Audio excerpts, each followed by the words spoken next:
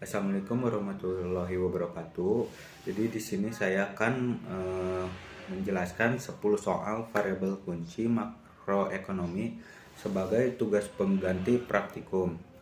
Baik, yang pertama di sini nama saya Putra Ramadan dengan NIM J14 1024 1035. Saya dari prodi MAB PQ2.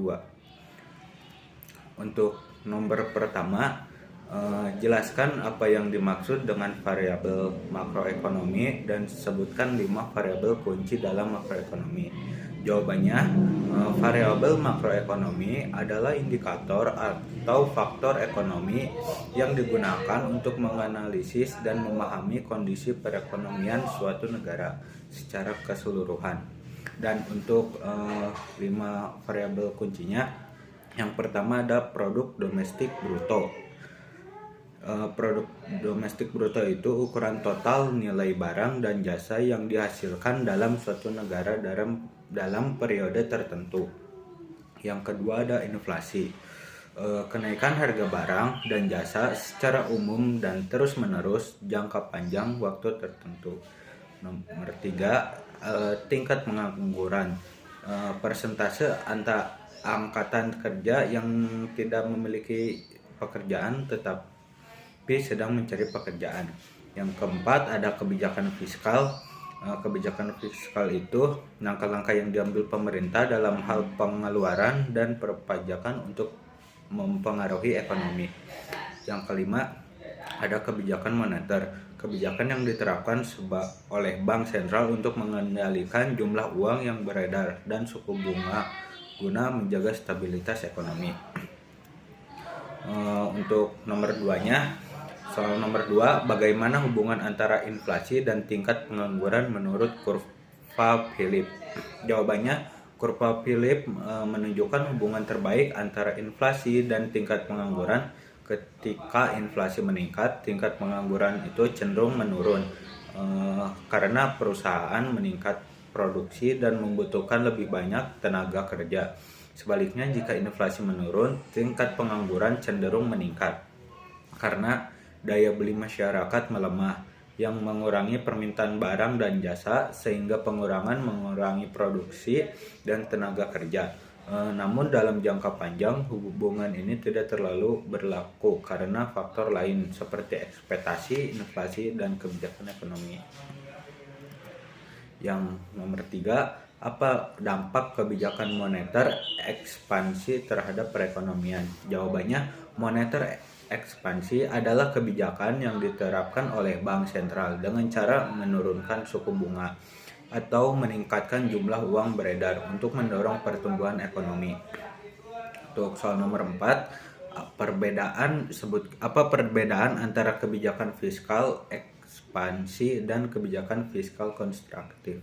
Jawabannya, kebijakan fiskal ekspansi itu kebijakan pemerintah untuk meningkatkan pertumbuhan ekonomi dengan cara meningkatkan pengeluaran pemerintah dan menurun pajak. Tujuannya itu sendiri adalah untuk meningkatkan permintaan agregat, mendorong investasi dan mengurangi pengangguran.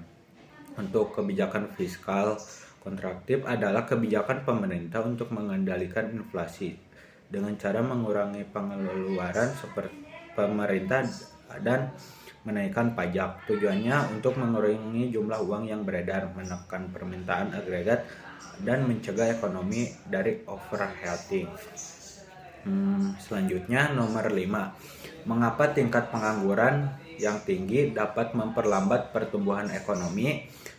Untuk jawabannya, pengangguran yang tinggi berarti banyak orang tidak memiliki pendapatan sehingga daya beli masyarakat menurun. Hal ini mengurangi permintaan barang dan jasa yang pada akhirnya menurun produksi dan investasi serta memperlambat pertumbuhan ekonomi. Selanjutnya nomor 6 ini ABCD. Variabel kunci dalam ekonomi makro mengukur nilai total barang dan jasa yang dihasilkan dalam suatu negara selama periode tertentu disebut: A. Ada inflasi, B. Produk domestik bruto, C. Pengangguran, dan neraca perdagangan. Jawabannya, B. Produk domestik bruto. Penjelasannya, PDB Gross Domestic Bruto adalah ukuran utama dalam ekonomi makro yang menunjukkan nilai total produksi barang dan jasa dalam suatu negara selama periode tertentu, biasanya 1 tahun. Untuk nomor 6, inflasi didefinisikan sebagai A. Penurunan tingkat pengangguran dalam suatu negara, B. Kenaikan harga barang dan jasa secara umum dalam suatu periode, C. Peningkatan produksi nasional dalam jangka panjang, D. Penurunan nilai tukar mata uang suatu negara. Jawabannya B. Kenaikan harga barang dan jasa secara umum dalam suatu periode. Penjelasannya, inflasi adalah kenaikan harga barang dan jasa secara umum dalam suatu periode waktu tertentu yang menyebabkan daya beli uang menurun. Selanjutnya nomor 8. Jika tingkat pengangguran dalam suatu negara meningkat, dampak yang mungkin terjadi adalah A. Peningkatan daya beli masyarakat, B. Pertumbuhan ekonomi yang lebih cepat, C. Penurunan konsumsi dan investasi, D. Peningkatan pendapatan nasional. Jawabannya yang C. Penurunan konsumsi dan investasi. Penjelasannya, pengangguran yang tinggi menyebabkan masyarakat memiliki pendapatan yang lebih rendah, yang berdampak pada penurunan konsumsi dan investasi serta dapat memperlambat pertumbuhan ekonomi. Selanjutnya nomor 9. Salah satu indikator utama dalam menilai stabilitas ekonomi suatu negara adalah keseimbangan antara ekspor dan impor yang disebut A. Pendapatan nasional, B. Neraca perdagangan, C. Indeks harga konsumen, D. Produk nasional bruto. Jawabannya B. Neraca perdagangan.